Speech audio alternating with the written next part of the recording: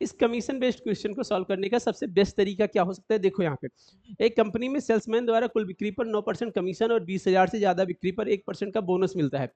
Salesman ने क्या किया है, कंपनी में 63,200 रुपए जमा कर दिया है, कुल बिक्री बतानी है यहाँ पे। ऐसे क्वेश्चन को सॉल्व करने के लिए जो बोनस आपको 1% दिख रहा है, सबसे पहले कितने पे दिख रहा है बोनस मिलता है? 20,000 पे। तो 20,000 का आपको क्या निकाल लेना है? 1% निकालना है। कभी भी किसी नंबर का अगर 1% चाहिए तो पीछे से 2 डिजिट के बाद पॉइंट लगाओ। यानी कि 20,000 का 1% कितना होता है? तो आप याद रखोगे 200। और यहाँ पे जो टोटल अमाउंट कंपनी में उसने जमा किया है उसको कर दो, वहाँ से कर दो, वो जो आपने निकाला है उसको माइनस कर दो। अगर 200 माइनस करोगे तो आपके पास बचेगा कितना? 63,000 रुपए। अगले स्टेप पे क्या करना है, जो बोनस कमीशन आपस में है इन दोनों को आपस में ऐड कर दो। कितना हो गया? 9% पहले कमीशन मिलता था और एक बोनस मिलता था, तो अब कितना मिलता है? 10% मिलता है। कंपनी की इनकम कितनी रही होगी? 100। और 100 से अगर 10 लेके चला गया सेल्समैन, तो कंपनी में जमा उसने कितना किया होगा? 90%।